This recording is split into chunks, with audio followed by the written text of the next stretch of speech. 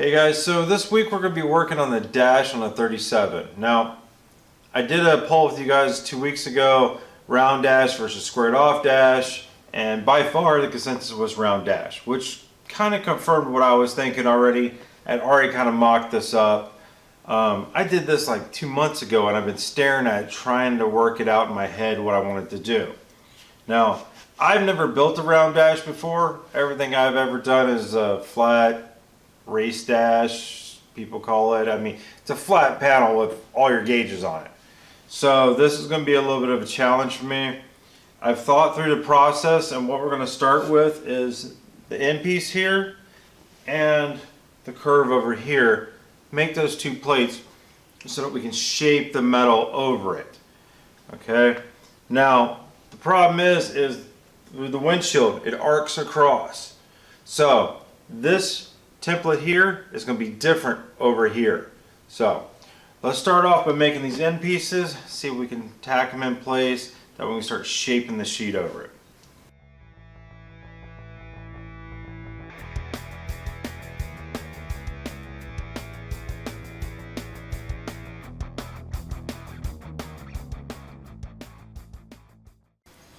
Now you might be wondering why you see me always wiping down my sheet metal before I cut it. What I've got is acetone and a rag, and I'm cleaning any oil, dirt, anything that's actually on the sheet metal off before I trace or draw my actual outline on it. That way I get a nice clean outline.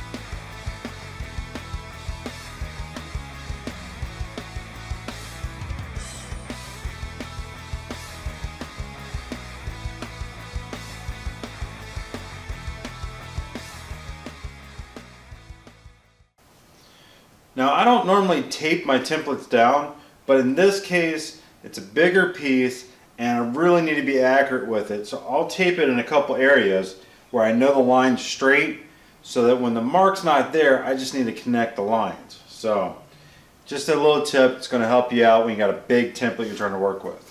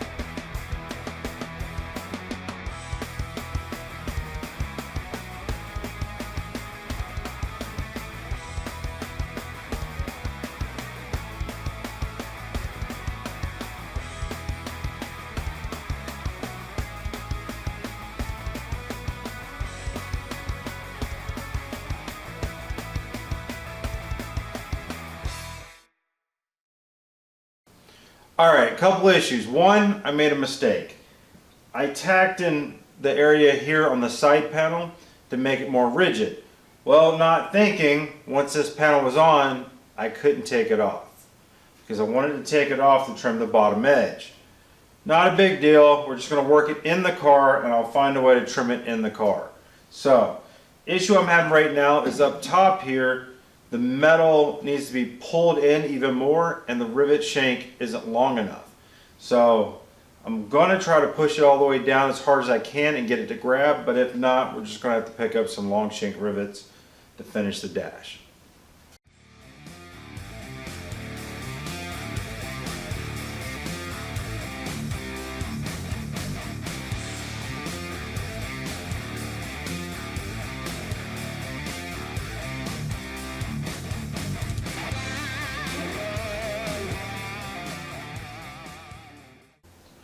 Alright, passenger side's done. It's solid. Now I just got to duplicate the exact same thing on the driver's side, so we'll follow the same steps, do the same thing once again.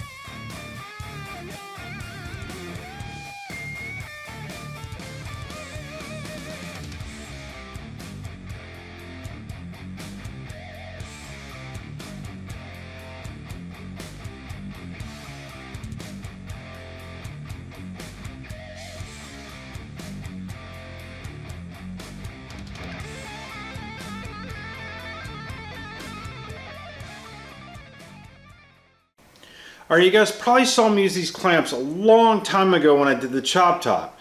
Now, these clamps really come in handy when you're butting up two pieces of sheet metal. The way they work is this piece here slides in between the two pieces of metal. This piece of stock goes in behind and then you tighten the wing nut. What it does is pull that stock up so that both panels line up evenly and it holds it in place so you can weld it, rivet it, whatever you're doing.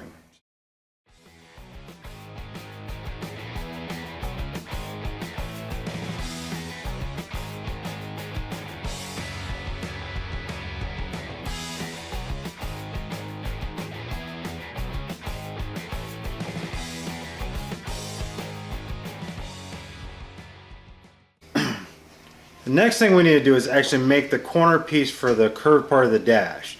Now, this is the shape. I saved the template from when we made the panel. I've taken some 2-inch strip of material, broke it at 1 inch and made some right angle. So now what we're going to do is sit there with the shrinker and make that match that. So, got a little bit of time. Here it is. So after a while in the shrinker back there, that right angle piece turned into this. Now, I went in and sanded this area to get rid of all the teeth marks from the shrinker, but it's trimmed and ready to go. Let's go ahead and rivet it on.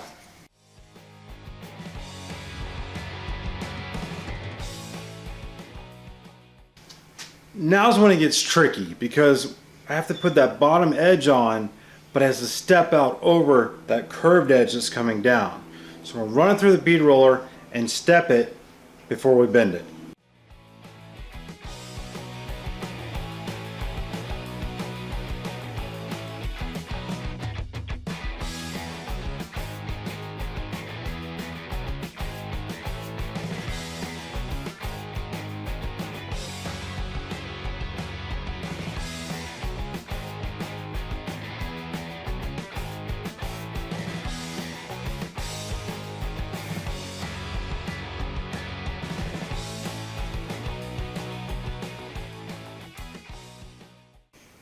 Now we created that corner and we have the pocket for the curved piece to come into.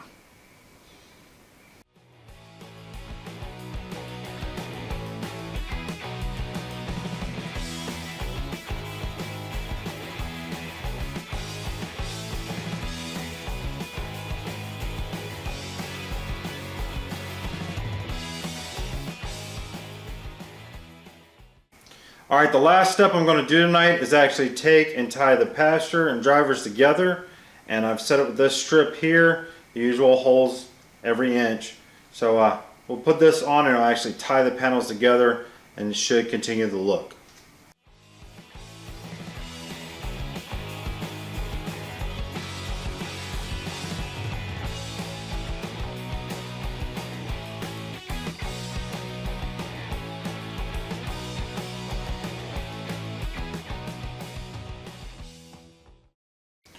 Well guys, the dash is in. So now you might notice that it rounds heavier on the outside, and as it comes in it's a shallower concave.